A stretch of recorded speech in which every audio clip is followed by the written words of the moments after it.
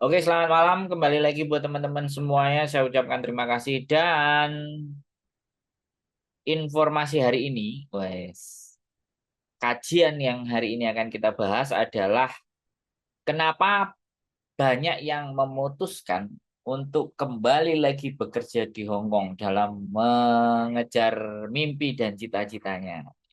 Nih ya, sekali lagi.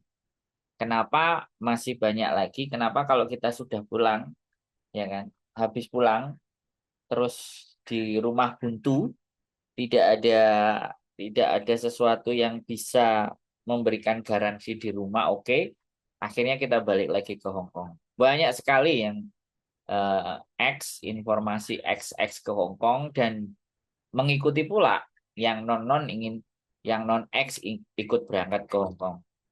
Jadi ini berita, ini masalah sebenarnya. Ini masalah itu akan terus ya. Masalah kalian kerja di Hong Kong selama beberapa tahun, kemudian balik lagi ke Hong Kong. Ya, di rumah setahun, 2 tahun, 10 tahun, 5 tahun, 4 tahun. And then ketika buntu di Indonesia, kalian balik lagi ke Hong Kong. Nah, ini fenomena-fenomena ini, kejadian-kejadian ini sudah umum. Ya, sekali lagi sudah umum, sudah sangat-sangat sering kita dengerin, tetapi terkadang yang di Hong Kong pun akan berpikir kembali ya ketika kalian merasa aku nggak siap kalau mau pulang. Adakah yang seperti itu? Nah, jadi kan biasanya seperti itu teman-teman. Saya aja mau pulang nggak berani. Jadi ada yang ngomong kayak gitu. Saya mau pulang aja saya nggak berani. Saya mau meninggalkan Hong Kong aja saya masih mikir. Kan masih seperti itu ya. Nah, inilah yang akan coba kita bahas. Nah, kalian boleh komen, kalian boleh cerita, kalian boleh bikin sanggahan. Ambune sate ya, luar biasa ya. Kok mambu sate apa bisa naik barbekyuan anak-anak ini? Padahal belum musim dingin. Dan di luar lame sekali ya. Ya, oke. Kita lanjutkan lagi. Kenapa harus balik lagi ke Hong Kong? Kenapa Hong Kong menjadi solusi kembali? Ya, kenapa diputuskan ya udah nanti pulang dulu dinikmati di Indonesia. Kalau habis di Indonesia nanti masalah datang lagi kita balik lagi ke Hong Kong. Kenapa harus begitu? Dan kenapa seperti itu? Dan kenapa circle dan rutenya balik lagi begitu gitu.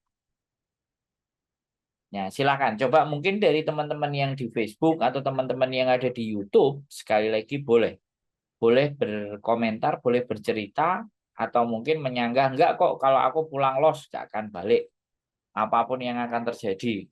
Karena ada Mbak Siti terapis yang cukup 2 kontrak dan alhamdulillah tidak balik lagi ke Hong Kong dan sekarang stay di rumah dengan fokus kepada pekerjaannya dan fokus apa yang dibangun.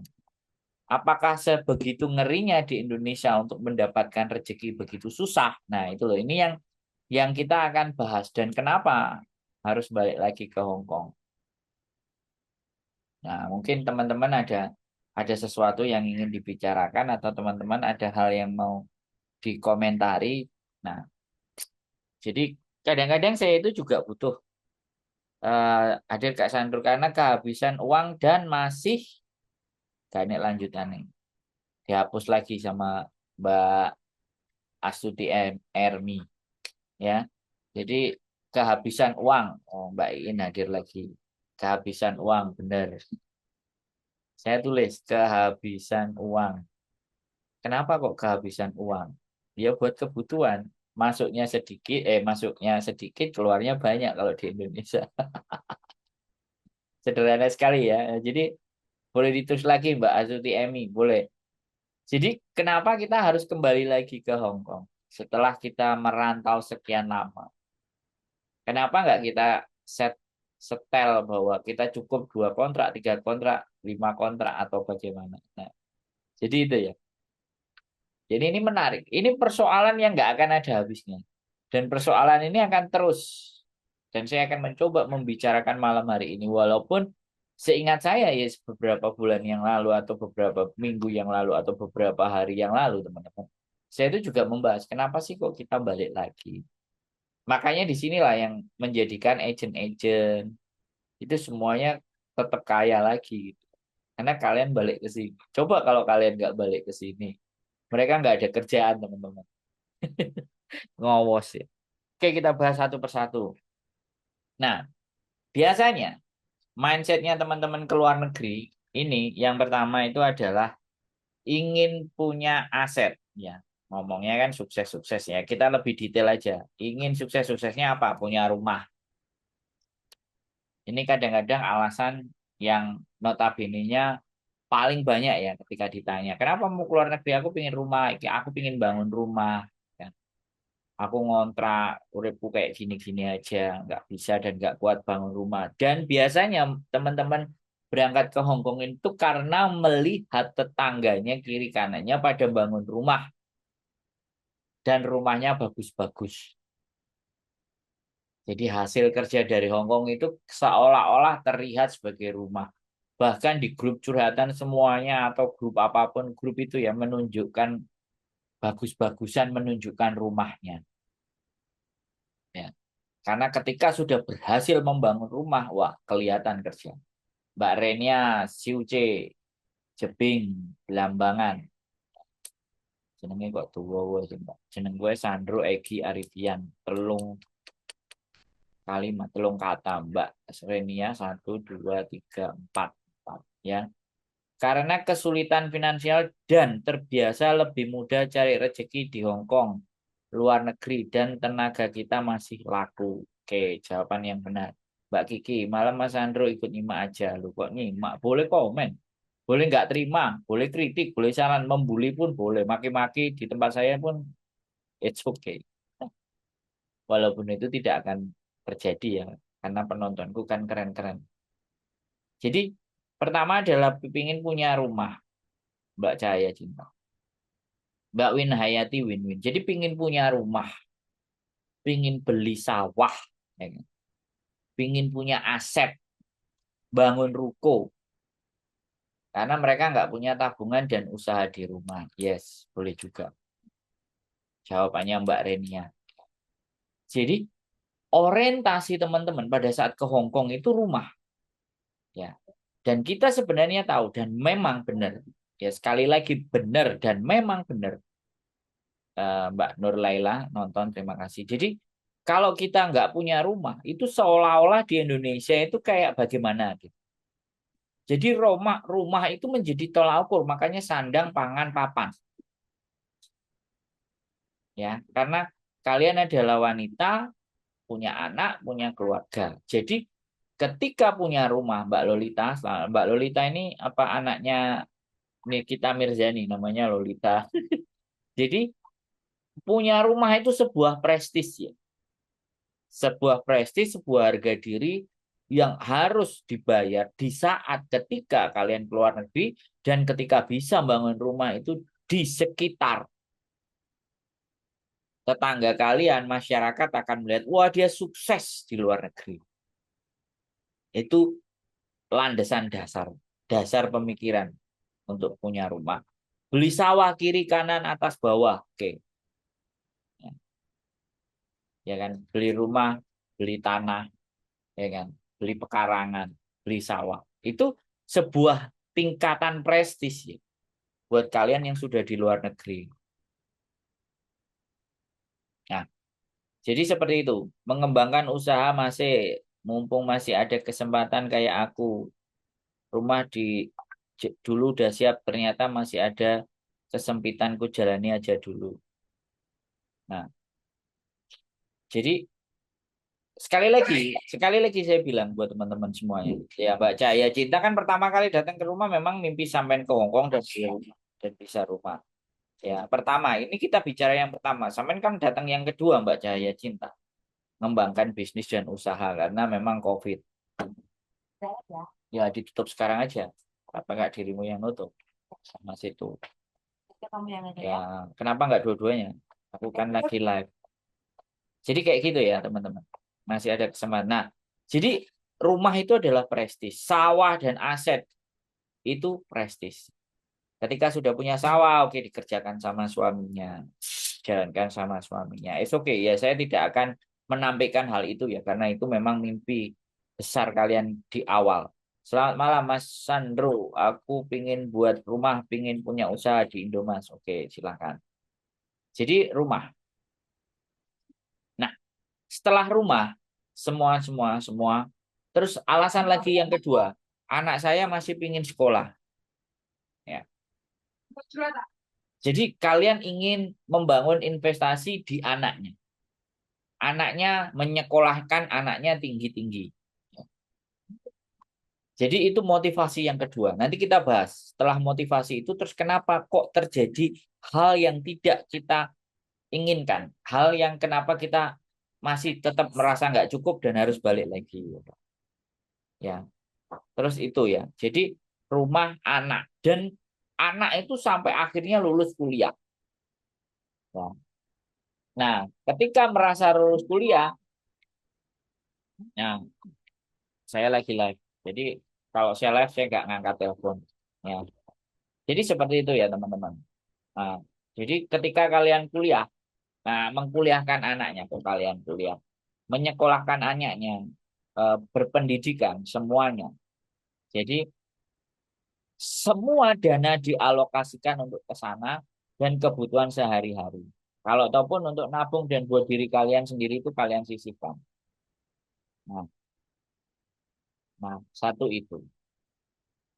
Nah, jadi semuanya itu kalian gunakan bukan untuk diri kalian sendiri.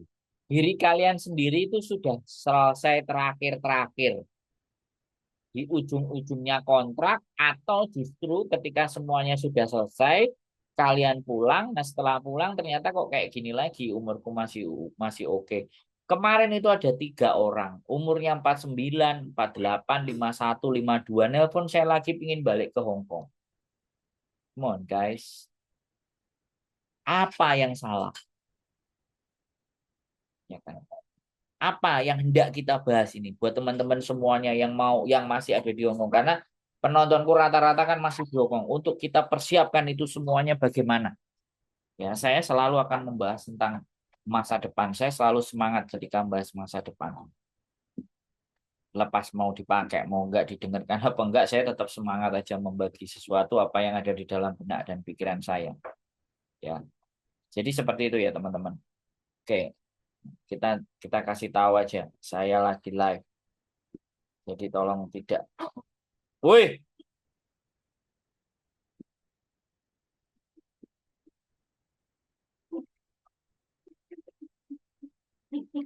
ya, tolong ya.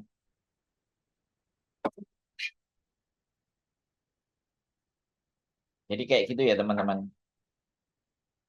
Ya, jadi balik lagi ke Hong Kong dan di endingnya setelah kalian balik lagi ke Hong Kong ya kan. Akhirnya ya saya terakhir-terakhir Mas nyiapin tabungan buat saya dan selalu akan habis. Kembali lagi ya saya bilang sama teman-teman. Dan apa yang menyebabkan itu teman-teman? Apa yang membuat itu terjadi? Kenapa kita harus balik lagi? Nomor satu adalah manajemen. Halah mas, duit cuma 10 juta, anak butuh 2 juta, bojo kebutuhan rumah buat sekian juta. Ya wes liane ditabung, sik nyiso saiki dan itu pun dikirim ke Indonesia semua. Mbak Eni Sarah, selamat malam. Kalian tidak benar-benar menyisihkan entah 1 juta, aku nggak ngerti ya, aku nggak ngerti. Tapi kita ambil aja gambaran secara umum. Ya. Jadi yang tersisihkan buat kalian sendiri itu kemungkinan ya kan, kemungkinan ada, tapi nggak banyak. Jadi ketika begitu ada yang mau jual sawah, terus ada yang pinjam duit, terus sama pinjamkan, tabungan habis. Jadi manajemen. Yang pertama pasti manajemen. Nah, kalau manajemen itu dipikirkan sendiri ya. Aku nggak bukan financial planner. Ingin membantu anak walaupun anak juga kerja dan tenagaku masih kuat kerja Kak. Ya silahkan Mbak Iin monggo. Ya kan? Manajemen. manajemen itu pasti. Karena memang manajemen ini harus disiplin. Manajemen itu harus ketat. Manajemen itu harus keras. Manajemen ini harus kalian tega. Nah, tapi karena Kak tega, kasihan, gini, ya sudah lah. Akhirnya yang dikorbankan adalah diri kalian. Yang pertama adalah manajemen. Yang pertama manajemen. Yang kedua, yang ini saya cek,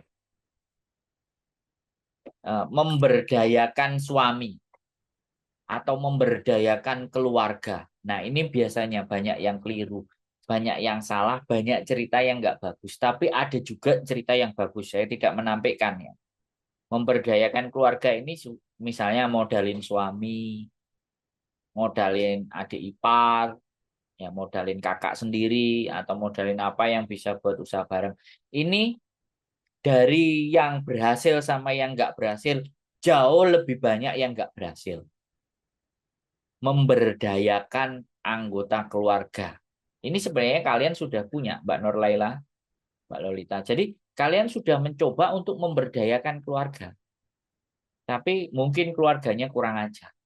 Kalau keluarganya nggak kurang ajar atau suaminya nggak kurang ajar, jadi make sure, saya pastikan jadi. Hasilnya jadi. Dan ketika kalian pulang ke Indonesia, ready. Jadi yang balik-balik ke Hong Kong ini, ya kemungkinan yang keluarganya baik-baik saja itu lebih sedikit dibandingkan yang keluarganya lagi nggak baik-baik saja. Ini belum ada penelitiannya ya, ini bisa salah ya. Lebih banyak yang tidak berhasil ya. Lebih banyak yang tidak berhasil. Ya, kembali lagi ini tidak disurvei. Ini belum kita lakukan sebuah penelitian, tapi ya kita bicara pandangan aja. Kita gambaran secara umum karena bisa salah. Sekali lagi apa yang saya sampaikan itu bisa salah. Mbak Renia katanya benar Mas Andro. Mesti. Selalu kalau yang komen kalau nggak benar betul. Ada yang nyalain gitu loh ya biar kita diskusinya agak sedikit lebih rame gitu. Mbak Niki Q nggak tahu hadir apa enggak. Ya biasanya itu yang mulai agak sedikit kritis. Nggak benar salah. Gini nggak apa-apa. Jadi memberdayakan anggota keluarga yang tidak berhasil. Jadinya kitanya ke bawah. Jangankan kok kalian, saya aja loh yuk ketipu. Ya saya mengalami itu. Saya mengalami apa yang teman-teman alami juga kerja di Hong Kong. Nah, ada investasi, usaha yang ternyata meleset. Nah, tulisan ini salah satunya. Dia dulu punya usaha sablon, sudah saya cetak, dan sudah punya market di Hong Kong. Salesnya Bu Diana Zumi dan ambruk gara-gara yang tukang produksi keamanan. Yes, saya juga. Mbak Dewi, nyimak Mas Andro. Oke. Ya, yang pertama, yang kedua adalah manajemen yang tidak disiplin, tidak tega, nggak nggak keras terhadap manajemen diri sendiri. Akhirnya kita akan kehilangan nilai-nilai dan angka-angka dan uang-uang atau tabungan di masa mendatang. Yang kedua, kegagalan kita memberdayakan anggota keluarga atau suami untuk berwirausaha di Indonesia atau menjalankan usaha di Indonesia. Ya, salah satunya kalau di sini Mbak Cahaya Cinta ya gara-gara COVID, bisnisnya lesu. Nah, bisnis yang sudah dibangun, yang cari modalnya juga dari Hongkong, tapi keterjang COVID, langsung selesai. Jadi seperti itu ya teman-teman. Oke. Terus yang nomor 4 yang terjadi ya, kesalahan-kesalahannya manajemen memberdayakan. Yang 4, terlalu pada zona nyaman. Nah ini, kalau kita lihat lifestyle dan gayanya teman-teman yang ada kerja di Hongkong ini ya nggak semua, sekali lagi ya saya bilang, kita lihat di sosial media, ya kan, bisnis itu luar apa, zona nyaman, terlenakan, itu benar-benar. Jadi ada dua sisi. Yang pertama sisi di mana ini hidup ya harus saya nikmati, glamour, ya, karaoke, ya kan? karaoke, dandan, beli baju, penampilan yang wow, yang istimewa, ya. Baik itu pokoknya mengapresiasi diri, menunjukkan diri, mempertontonkan diri kita, memamerkan diri kita. Sing tatoan, kaos kotangan, perempuan, dan seperti laki-laki, ya. Pacaane nyeleneh, wis pokoknya aku lah orang yang paling keren. Terus ada juga dia cantik, berdandan rias, ya beli beli jilbab, beli baju yang long, yang panjang. Pokoknya hari Minggu is my day, is the best, yang terbaik dari diri saya. Enggak salah. Saya pastikan itu bukan sesuatu yang salah. Tapi ketika nanti itu berlebihan, maka yang akan menderita diri kita sendiri. Pokoknya hari Minggu keluar itu penampilannya wis the best. Pokoknya keren. Jadi di foto, makan apa semuanya oke. Nah, itu yang akhirnya ngomporin orang-orang yang ada di Indonesia dan menunjukkan bahwa ini loh kelasnya PMI Hong Kong, the best, keren-keren, bisa makan enak, bisa pakai baju yang the best, gak apa-apa. Penghargaan diri setelah 1 minggu kerja keras itu nggak apa-apa. Tapi harus dianggarkan budgetnya. Makanya kemarin ada di sosial media itu 1 hari libur bisa nggak cukup 50 Hong Kong dolar. Cukup banget, banget, banget cukup. Terus tapi ada yang bilang, ya 50 itu pelit banget buat badannya. 50 dolar ya mangan tok, nggak enek patah donge. Hanya datang ke satu tempat tok, nggak 2 3. Patah adong itu wis minimale. Agak jauh sedikit itu wis 21 dolar, 22 dolar itu maksimal. Paling akeh ya 50 dolar. Gak cukup. Tapi ada juga yang cukup. Karena apa? Pada saat dia libur, dia turun di taman di bawah rumah, gelar tikar, sudah tidur. Karena capek kerja, gak mau. Nah, Mbak Iin bilang 50 tidak cukup. Ya, ada yang bilang tidak cukup. Coba sekarang ada yang komen, ada yang cukup, silakan. Oh, sama teman, beli minum, jalan 1 harian. Gak cukup 50. Ya, 100 lah. Minimalnya 100. 100 itu ukuran. Sarapan pagi sudah 70 dolar loh ya. Makan siang 70 dolar, 140, 250 lah. Berarti ini Mbak Sa Mbak Safarani makan sama sambal ya. Mbak Sunarmi, Assalamualaikum warahmatullahi wabarakatuh. Pengen beli sawah nggak bisa kerja 20 tahun di Hong Kong, nggak terasa, nggak tahu duitnya kemarin pinjem nggak kembali lah. Ada ini yang cerita 20 tahun nggak kebeli sawah dan duitnya ada yang pinjem nggak dikembalikan. Ini kan kembali ke manajemen tadi. Manajemen itu tidak keras seperti yang Mbak Sunarmi adalah kita tidak bisa keras, kita tidak bisa disiplin, dan kita merasa kasihan. Tapi bisa jadi mempercayakan orang untuk berbisnis dan berwirausaha dan akhirnya gagal. Bisa jadi itu Mbak Sumarni. Nah, ini bukan bukan yang saya omongin teman-teman. Ini bukan sak jeplak lambeku teman-teman. Yang saya omongin ini adalah cerita-cerita kalian, fakta-fakta kehidupan kalian yang ingin saya angkat dan ayo kita bicarakan. Oke, masalah berikutnya setelah zona nyaman terlenakan dengan keadaan yang terakhir. Realitanya memang begitu. Dulu kena bisnis multi level lah ya, ya kan? Terus yang terakhir adalah easy going. Alah masih ada besok, masih ada lusa. Tinggal tambah kontrak lagi. Easy going. Ya, easy going. Jadi cara berpikir kita itu benar-benar tidak panjang dan pendek, alas yang enek sih dinikmati. Mempersiapkan berikutnya. Nah, cara mempersiapkannya ini yang kadang-kadang tidak kita tahu. Piye mempersiapkan masa depan itu kudu piye? Menerjemahkan step by stepnya, mempersiapkan langkah per langkahnya, mempersiapkan poin per poinnya, mempersiapkan 1 bulan ke depan aku ngapain, 2 bulan ke depan aku seperti apa, 3 bulan ke depan bagaimana. Mbak Tuti Sumaji, terima kasih. Mbak Tuti Sumaji, daun kelornya dan apa? Kelor, ontong, Nah, besok mau dimasak Mbak Tuti Sumaji.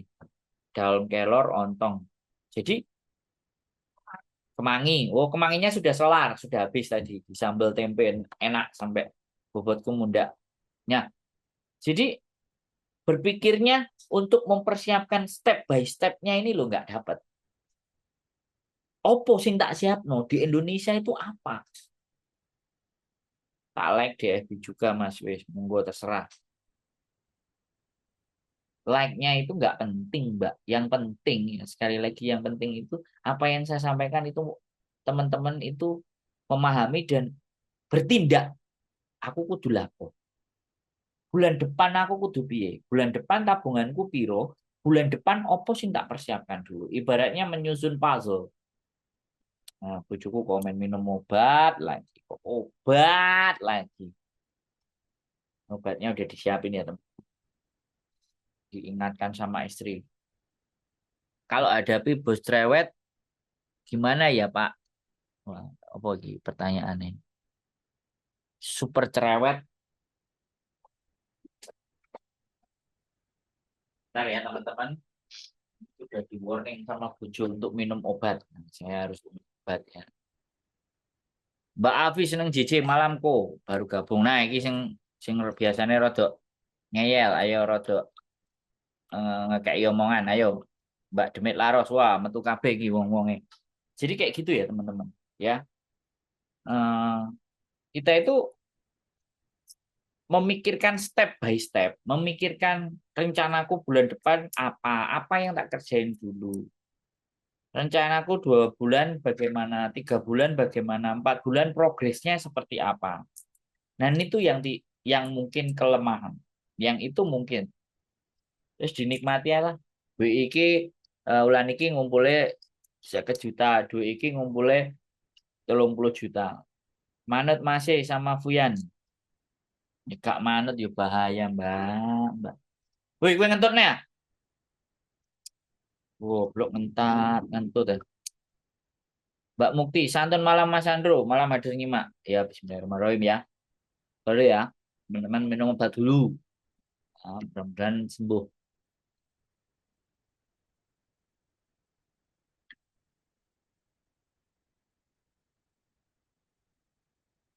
Mbak Muktiani, oke, terima kasih. Ya, yang berikutnya adalah, loh, apa ini? Zoom-nya. Oh, videonya mati. Oh, kepencet videonya. Nah, sekali lagi ya teman-teman. Ya, Assalamualaikum Mbak Setiani. Mbah. Waalaikumsalam Mbah. Oke. Jadi step by step, langkah per langkah. Itu aku gak ngerti ya. Dan aku pastikan gak yakin kalau kalian punya catatan. Bulan depan itu mau ngapain? Bulan depan seperti apa? Bulan depan kayak apa? Ya itu sekali lagi ya teman-teman. Aku diancam interminate mulu. Saya masuk masih bulan agent. Nggak komentar saya harus gimana ya Pak? Mbak Sumarni. Diancam interminate. Udah mulai goy lah Mbak. Nggak usah diperdulikan. Buyan, gue ngentut ping piro Buyan? Ngentutmu ping swidak jaran. Nah. Jaran nih kan, nek swidak kok sampai swidak jaran ngentutnya. Oke, Mbak Sumarni. Ah, mungkin teman-teman yang komen boleh dikasih masukan buat Mbak Sumarni. Sampean mau di interminate, di kata-katain udah nggak usah diperhitung, nggak usah diperdulikan, tutup telinganya, wis pura-pura budek wis. Kalau dikeluarin ya nanti dikeluarin. Bulan agent nggak komentar ya, sampean yang milih agent, sampean yang milih majikan. Terus aku kon kudu piye? Udah, no legoy. Gak usah diperdulikan, tetap kerja saja. Ya ancam-ancam domel-omelin ya wis tetap kerja aja, nggak usah dibalesin. Wis. Lama-lama orang ngamuk itu capek sendiri, Mbak. Telat nyimak Mas, enggak telat. Hadir sampean hadir aja udah bahagia. Jadi kayak gitu ya teman-teman. Mempersiapkan step by step rencana yang kalian susun itulah yang tidak terjadi. Dan kalau toh pun itu terjadi, kadang-kadang nggak konsisten dan nggak komitmen. Terus dengan masalah-masalah ya, manajemen, ya manajemen yang nggak pas, memberdayakan anggota keluarga nggak tepat, ngasih modal suami juga nggak beres, terus kalian di zona nyaman, di zona nyantai, kemudian easy going, cara berpikirnya pendek, tidak menyiapkan, terus solusinya gimana? Mau nggak mau, kalian harus merencanakan sesuatu. Nah ini juga kelemahan. Dalam membuat rencana saja kadang-kadang masih bingung. Kate lapo.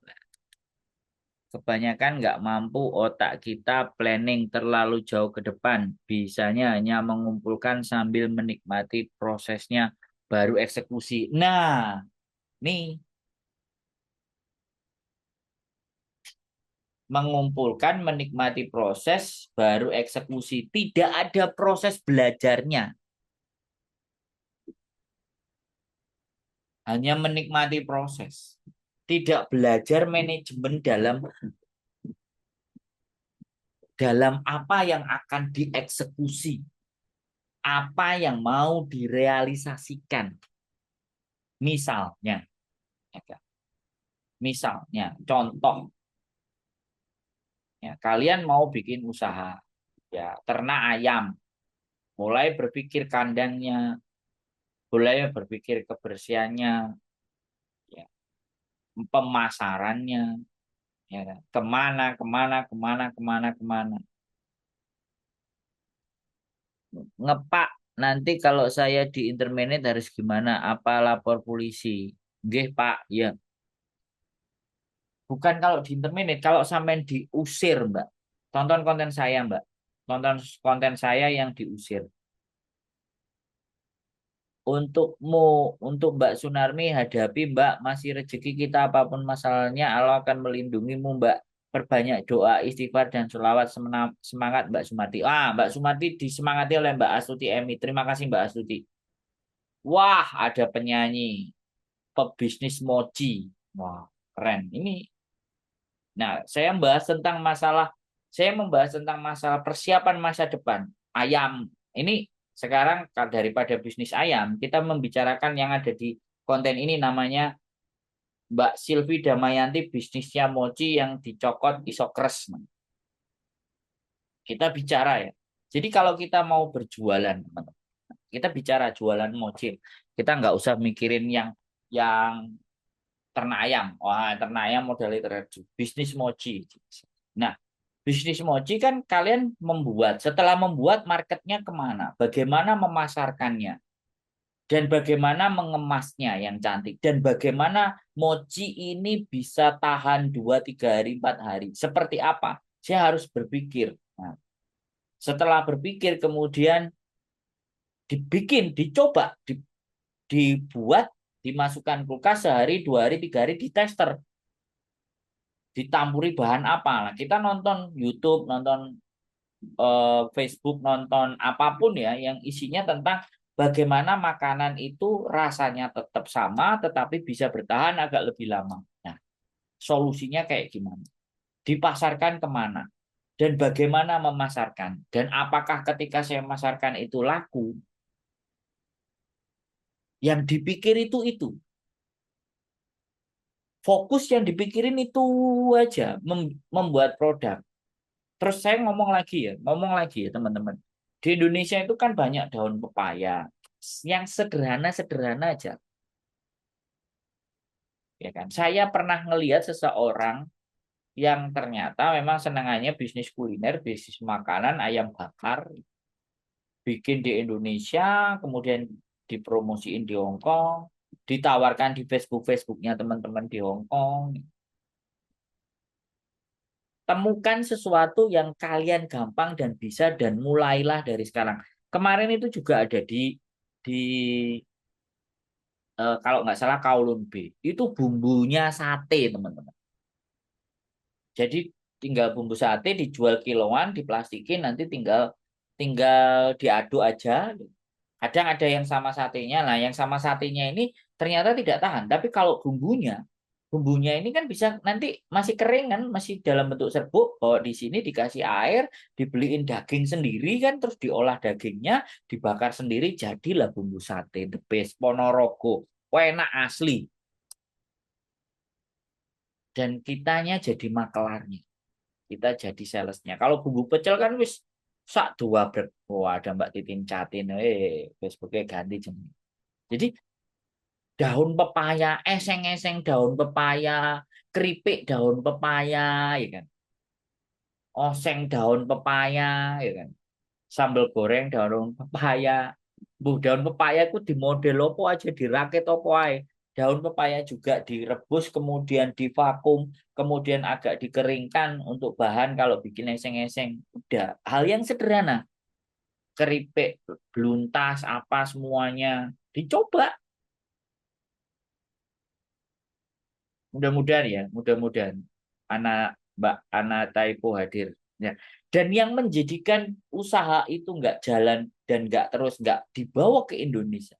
Karena kalian masih nggak fokus untuk meneliti di satu bidang. Kata Timothy Ronald, wah, umur 23 dia sudah mencapai 1 miliar. Ya. Lakukan satu hal saja. Setahun, 2 tahun, 3 tahun, 4 tahun, 5 tahun. Satu hal saja. Hasilnya akan kelihatan. Saya belum jutawan, saya belum miliuner, saya belum triliunan. Tapi sejak 2008 saya fokus membangun channel YouTube saya. Belajar editing video, belajar tampil di depan kamera, belajar ngomong lagi, berbicara lagi karena memang ada kemampuan sales. Alhamdulillah di tahun ketiga, 2018 itu 2021, 2020, 2021, 2022, 2023, dan ini 2024 sudah ada 3 perusahaan yang endorse saya,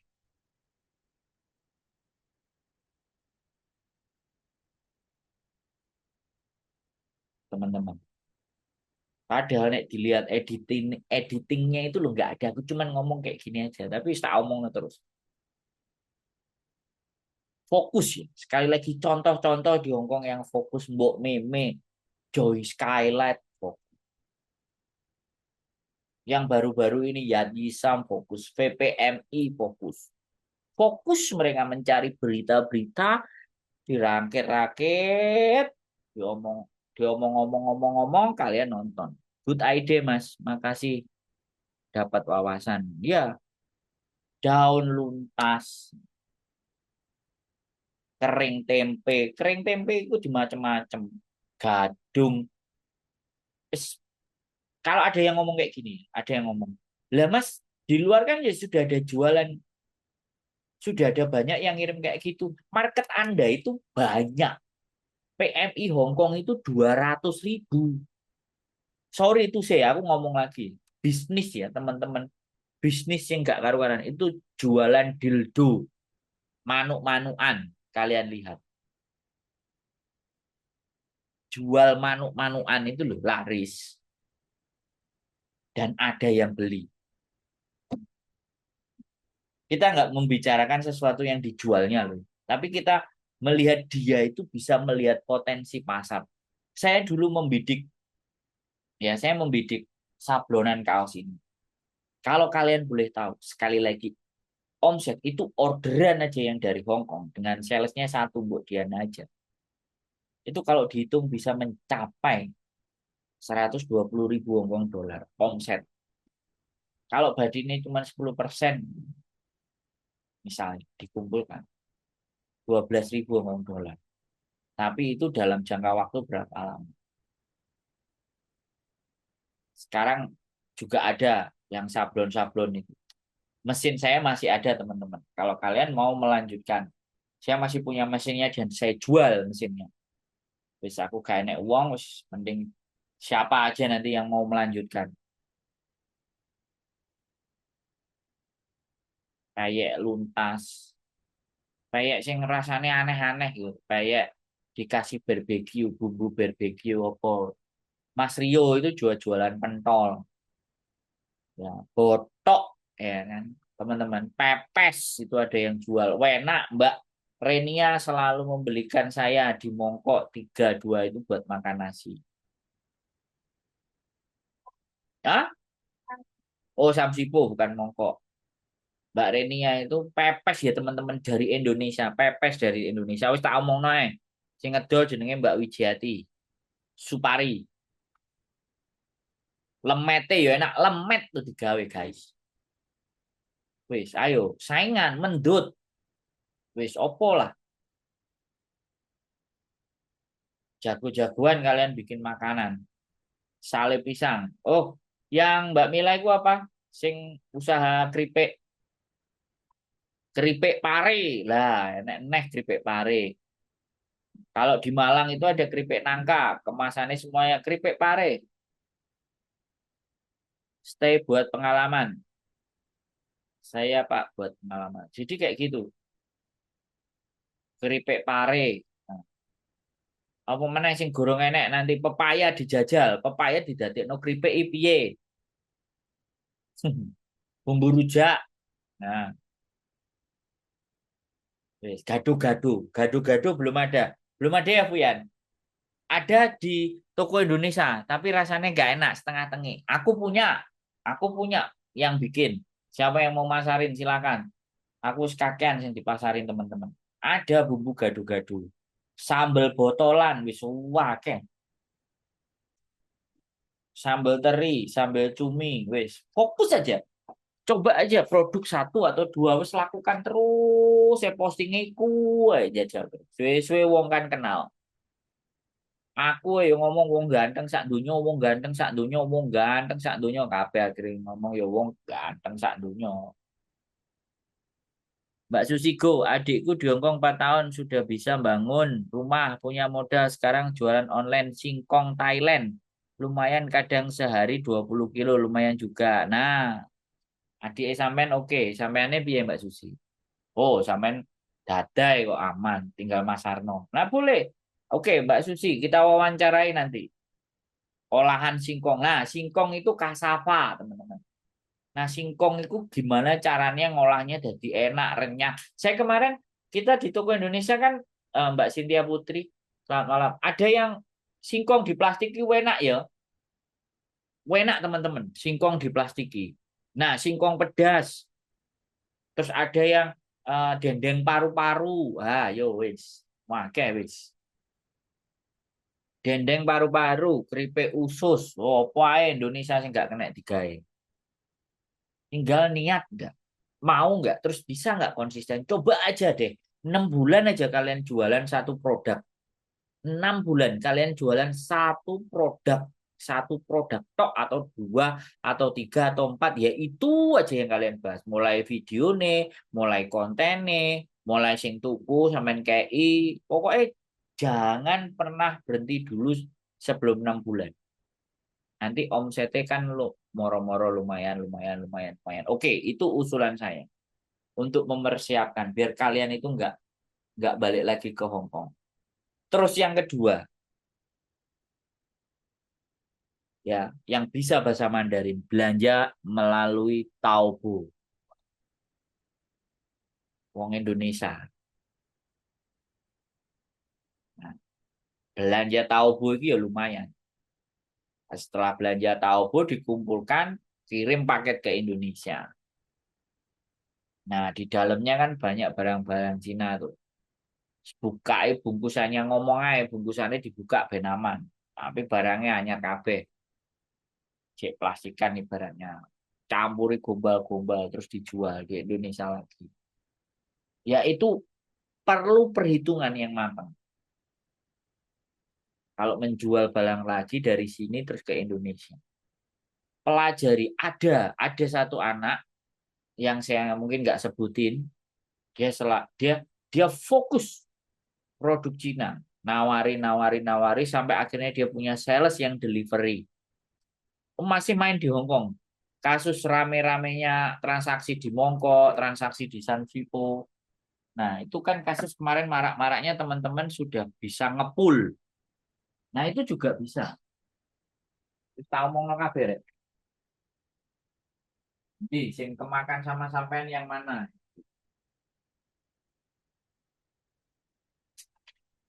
Nah, yang kemakan sama kalian yang mana, teman-teman? Ya, jualan keripik, jualan daun kates, jualan apa, wis. Silakan. 6 bulan, fokuskan 6 bulan jualan itu tok, wis. Ya jalan posting-posting itu tok. Terus lihat-lihat ya, lihat-lihat ya daun pepaya itu diapain, dibumbu piye, di yo opo, di model piye, dimodifikasi macam-macam lah. Opo telo singkong itu payu loh rek, enak loh. Keripik singkong itu kalau kalian ada produk ya, mau diomongin ke saya untuk dipromokan, ayo tak, tak bantu ngewangi ngomong ya, bawa produknya gini. Nih teman-teman, setiap live nanti saya bawa produk ke kalian nih. Setiap live saya ngomongin nih siapa yang jual nih, nomor telepon, wis gak apa-apa kalau kalian gak bayar, wis enak. Paling aku ya oleh gratis, panganannya gratis, marning. Bu Diana itu yang sering ngasih sambel. Bu Diana yang apa didol sambel, bakso tahu, ya Bu Yan, bakso tahu enak. Nah, taufu apa itu? Taufu itu tahu, Mbak.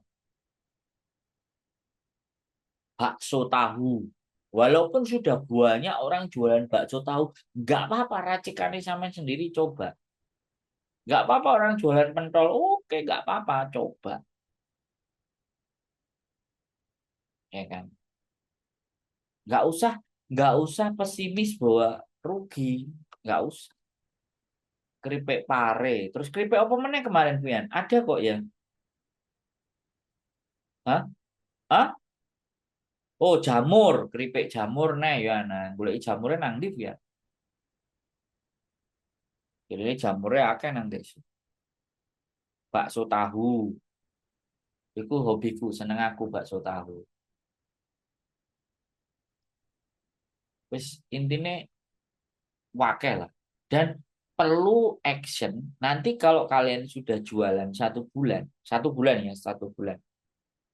Nanti kalian ngobrol sama saya untuk membangun personal branding, untuk memasarkannya. Bagaimana cara memasarkannya? Strategi pemasarannya bagaimana seperti apa? Ayo kita bahas.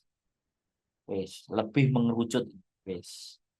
Aku nggak mau cuman seminar sehari ngomongin tentang masalah ide bisnis, nggak, aku pingin bahas nggak cuman idenya, actionnya, dijalankannya, terus dilaporkannya, terus apa yang sudah kalian perbuat, apa yang sudah kalian lakukan, terus mencapainya apa, terus hasilnya bagaimana, wis coba ditawakno koyo piye koyo apa, ayo kita bahas.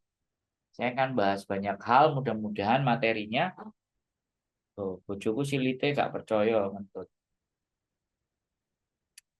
ya. Aku bahas personal branding, aku bahas public speaking, aku bahas video editing yang sederhana, yang simple-simple, sampai algoritmanya, sampai bagaimana bisa menarik mereka, bagaimana cara supaya menarik mereka. 3 perusahaan sudah mengendorse saya, teman-teman. Saya nggak tahu dari mana, tapi ya dari kekonsistenan kita itu dalam berkonten, kekonsistennya kita dalam melakukan sesuatu. Welek elek kok editanku itu. Editanku itu elek, teman-teman. Terus ketika kalian bilang ya sampean kan nggak kerja di majikan mas gini cari sopo. Majikanku ngentat-ngentut itu di kamar. Lu nek gak setor bahaya itu ke majikan. Bisa dicutat saya, bisa disembelih repot. Ya kalau kalian kan dapat uang, kalau saya uangnya harus dikasih ke dia, harus setoran. Kalau nggak setoran ya bahaya, turun nang Victoria Park mana bahaya, mengancam jiwa dan udan ya. Buat teman-teman semuanya ya, nggak usah pikirkan ada yang beli atau tidak. Tapi setting setting kembali lagi, terus lakukan secara konsisten dan komitmen apapun yang terjadi. Saya ngonten ya, dulu itu nggak kepikiran teman-teman sampai hari ini. Sampai hari ini bisa melewati subscriber 11.000. Walaupun itu lambat, ya nggak worth it, tapi nggak apa-apa, tak nikmatin aja. Wis, sak dalan-dalane, sak mlaku-mlakune, sak pawai Gusti. Kalau jualan only di Hongkong, apa nggak ditangkap Pak D? Maaf, tanya kalau saya bisa coba. Ya kalau jualan sampean itu ya di sosial media, ya. Terus janjian by WA, terus suruh ngambil di tempatnya paket, Mbak, kalau barang-barang Indonesia. Tapi kalau sampean jualan terus sampean gelar, ya wis. Ya sampean jualan, Mbak daerahnya mana? Mongkok ya sudah, cari keterangan paket di Mongkok. Paket di Mongkok ya Mbak, iya. Malam Mas Andro C. Yuli, jauh Cik Failok, Wian. Yopo. Hah? Oh, balesannya piye? Happy Moon Cake. Ciao jauh Cik Failok. Mbak Viola Priscilia Momo. Aku gak ngerti bosone. Yo, aku tadi udah dapat dua ucapan. Aku gak ngerti belas. Ya, aku Indonesia aja lah. Kadang-kadang Agustusan aku yo enggak selamat merdeka yoga juga enek merayakan ya nang omahe mangan sama teman-teman. Bacot pokoknya ya pokoknya intinya kayak gitu ya teman. It's okay ya. Hari ini itu yang kita bahas untuk mempersiapkan konsisten dan komitmen. Sekali lagi 6 bulan. Jangan belok-belok. Lakukan apa yang sudah kalian rencanakan dan lakukan selama 6 bulan. Syukur-syukur kalian bisa melakukan 1 tahun. Kenapa saya bicaranya 6 bulan? Karena kalian punya waktu yang terbatas. Kalian kerja di majikan. Waktu kalian terbatas. Jadi kalau waktunya Mbak Mariana Patalo, jadi kalau waktu kalian terbatas itu nggak mungkin dikerjakan full. Oke, berarti dicicil aja. Saya tadi dengar konsepnya namanya Selo, channel YouTube Selo. Itu sehari ngupload sampai 30 konten. Bahkan sehari dia bikin 50 konten. Sehari 50 konten. Itu sampai 6 bulan. Gila, sampai 6 bulan. Terus akhirnya di 1 tahun dia dapat 10 juta subscriber. Dia cerita di Malaka Project. Nah itu sudah, sekali lagi ya, hal itu sudah saya lakukan di channel sebelah. Sehari upload 20 konten. 20 konten. Kadang 35, kadang 25. Makanya dalam hitungan bulan. Bem! 1 tahun sudah 120. Ini mungkin menginjak 1 tahun setengah. Dia sudah mau mendekati 200.000. Jadi saya nggak bicara teori. Saya sudah menjalankan, saya sudah mempraktekkan, dan saya ingin membagi ini buat teman-teman. Walaupun kalau sudah saya bagikan ke teman-teman, belum tentu ada 1, 2, 3 yang berpikir untuk menjalankan komitmennya masing-masing. Ya, Wong saya buka komunitas YouTuber Hong Kong saja dari 2018 sampai detik ini. Yang mencapai 100.000 itu hanya 3 orang. Subscribernya di atas 100.000 3 orang. Nanti kapan-kapan saya akan coba kalau mereka mau diajak berbicara. Yang salah satunya yang sering saya lihat di sebelah. Yang dua masak, fokus masak yang dua. Yang satunya yang masak baru 50 sampai 60. Ya sekali lagi,